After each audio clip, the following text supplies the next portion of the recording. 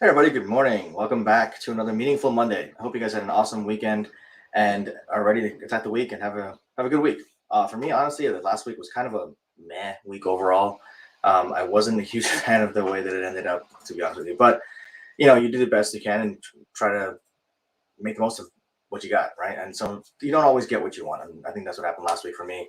Was a very kind of an off week. Got into a car accident. Ended up hitting a deer, unfortunately, and um, now I got to get my car serviced and figured out, and that's a whole other thing to talk about and, and deal with. But we roll with the punches. We do the best we can. And today's another beginning of another week. So resetting, getting back into the grind of things, and trying to build and keep building from here. So today I want to talk about something that's unrelated to all of that. But the idea is to talk about what the difference is between coaching and consulting. And when is it appropriate to hire a coach and when is it appropriate to hire a consultant? Now, just to be clear, I'm not saying one or the other is better than the other because there's a time for coaching and there's a time for consulting. And they're different, honestly, right? So it's not a situation where you want to hire a coach or a consultant. I mean, there is some overlap sometimes, but typically you have situations that arise in your business or in your life where you want to hire a coach, and a coach will really help you and really is what you need in that situation. And there are other situations where, frankly, a consultant is what you need because you need to get something done effectively, and it's a solution that you don't necessarily need to have any knowledge transfer.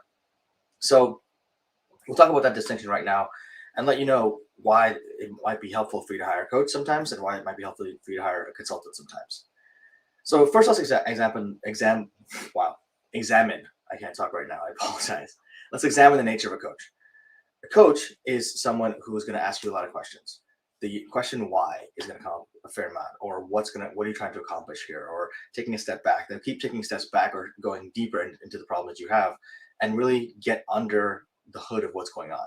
Right? They're not going to just come in and say, "Hey, this diagnose, solve, and get out of here." Right? The idea is diagnose. Absolutely, there's still the diagnosis piece of it where you have to talk through the issue and see exactly what's going on. But typically, the diagnose part is going to be the first step, and then the second step is not going to be solving the problem. It's going to be actually asking you questions and helping you to enable yourself to solve it.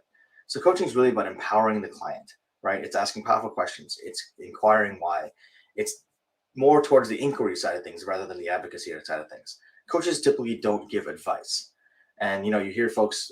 There's a reference to life coaching in Cobra Kai season 2 or 3, I believe, or I think it was season 3 actually, where they're talking about a life coach giving advice. That's that coach's choice, obviously, and every coach operates a little bit differently. But traditionally speaking, coaches do not give advice. Our job is not to advise. Our job is to be a sounding board, be the back and forth, help that person explore their problem or whatever issue they're facing from multiple different angles, help them get to the root of the problem and figure out where does that genesis of that problem come from. What are the beliefs underneath that problem that are come for them? Because typically it's a behavior that person is exhibiting that they're getting the results from in a pattern, right? So it shows up as a pattern in their lives, and maybe it may not be a pattern that they actually notice yet. So the coach's job is to draw attention to that pattern, observe what the pattern might be from their point of view, and then offer that to the client and really help the client to identify their own pattern for themselves and identify areas where they want to invest their energy to grow. Right. So really, again, it's helping the client to get clarity on things, to really be that sounding board and that engage in that back and forth exploration of the issues that the clients bringing to you. That's really the basis of what a coach is. Now, consultants, on the other hand, it's really about the short-term solution, right? When you have an issue, let's say for example, your plumbing, you got a clogged pipe, right? Drano works sometimes, but typically damages the pipe. So you want to call a plumber, right? So you hire a plumber. A plumber is a consultant in that situation. The plumber is the expert in the field of plumbing. You're not an expert in plumbing, at least in theory. So you hire someone who is an expert. They come in, they fix the problem, and they diagnose, they fix, and then they leave. Right? So they're actually the ones fixing the problem. They're actually the ones doing the work, and you're paying them for that. The coach is not the expert in that particular problem. The coach is the expert in helping you to examine the problem from different points of view and helping you to figure out what's going on. Because ultimately, at every problem, the coach's point of view is that every problem can be solved by the client as long as the client can see the problem effectively from that point of view. So this is not a situation where for example, the coach is going to come in and you're going to hire a coach to fix your plumbing problem. Because typically speaking, the coach is going to probably ask you what's going on with the plumbing. And if you don't know, then it's not going to be something the coach can help with because the coach is also not an expert in plumbing. The coach may help you to get over your fear of spending money on hiring a vendor, right? Because that could be a way that shows up there. And then the next step would be hiring that vendor, which is the plumber, to come in and do what you need to do. That could be a situation where you hire a coach in order to hire a consultant. But there's very little or no knowledge transfer between you and the plumber. The plumber's not going to tell you, oh, this is how I did this. Let me train you and you're like how to do this, right? That's not how that works. The plumber's job is to be a plumber, and so he or she is going to come in, fix the problem, and then you'll call them back whenever there's any issues in the future. The coach's job is to help you to kind of be the expert in yourself, to raise your self-awareness so you can solve whatever pattern that's not productive for you, and then you don't need that coach for that particular issue ever again. That's the coach. That's the difference there, right? That same issue that comes up, you'll be able to handle it on your own. Whereas with the consultant, you have to hire the consultant back to figure out what's going on with that thing because there was no knowledge transfer. The consultant also is only there for that one problem, right? It's a very clear scope of work.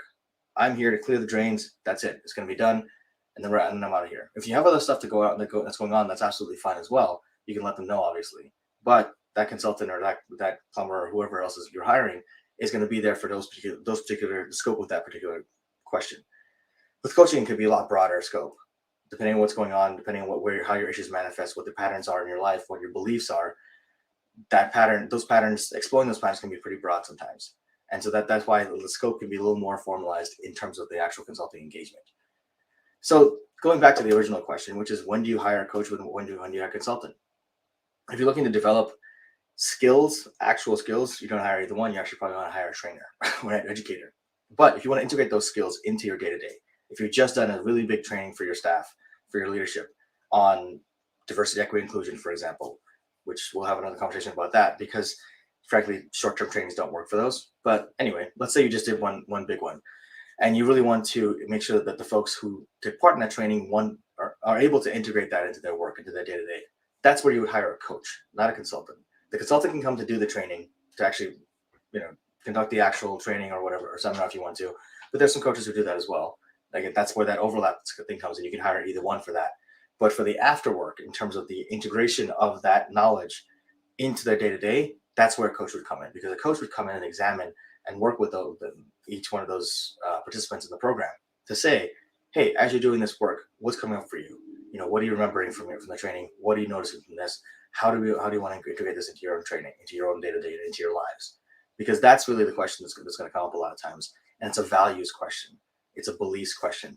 It's a lifelong integration question, right?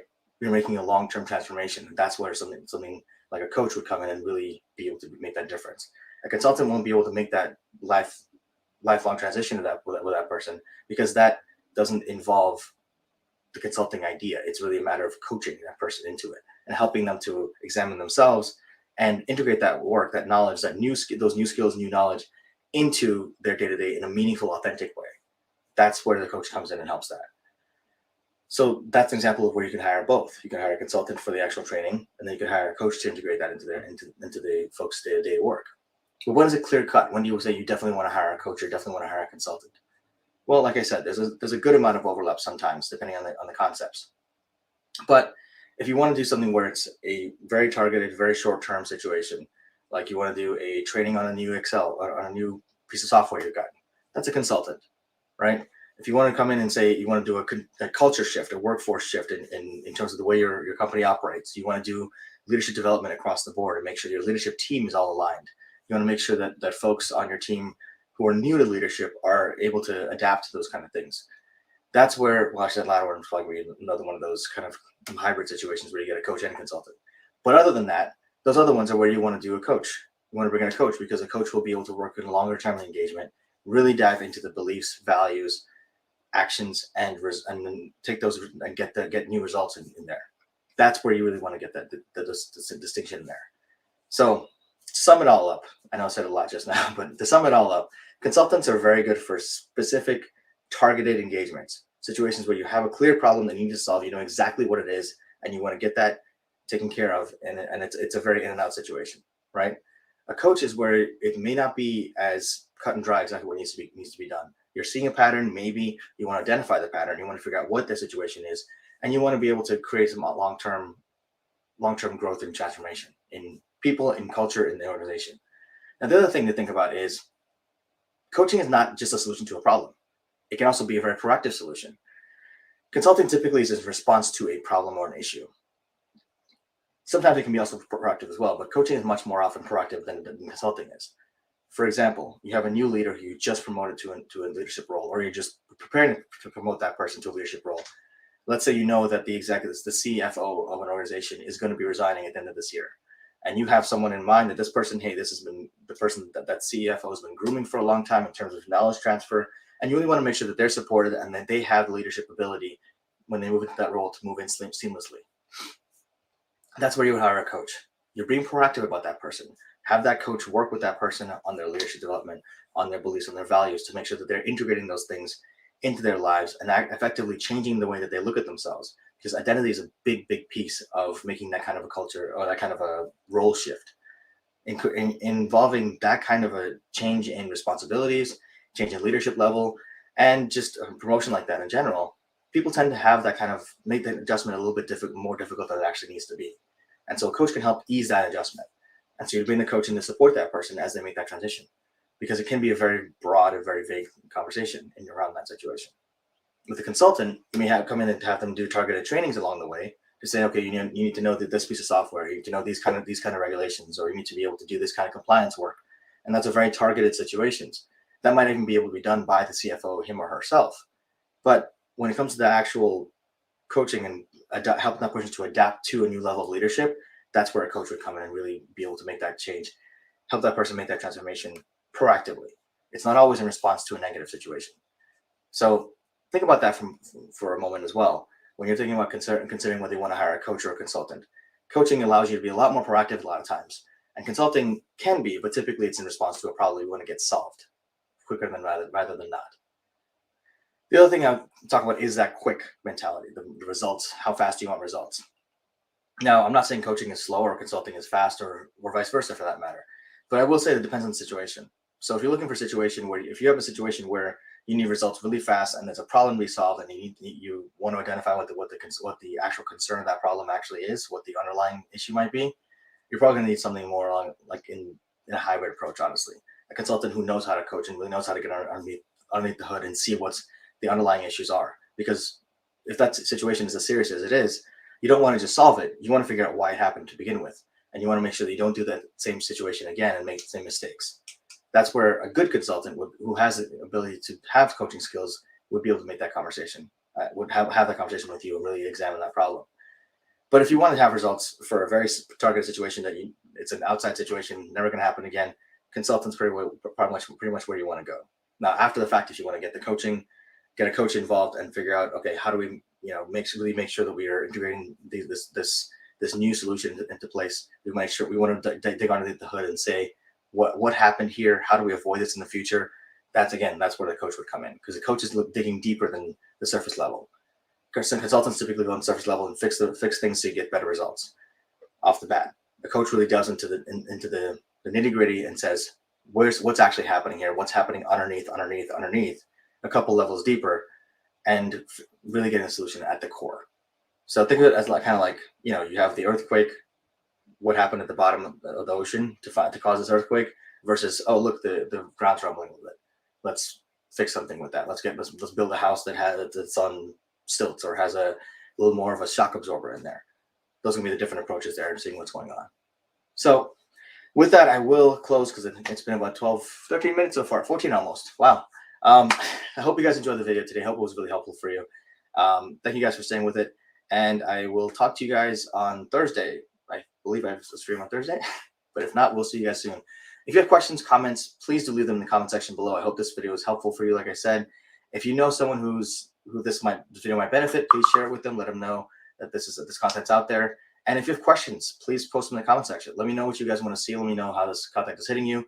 I'm going to be doing a little more of kind of more leadership examples and more Cinema Coach coming up soon. Stay tuned for that. And like the video, hit subscribe, and let me know what more I can do for you guys in terms of content. Take care. Have a great week, and I'll see you guys soon.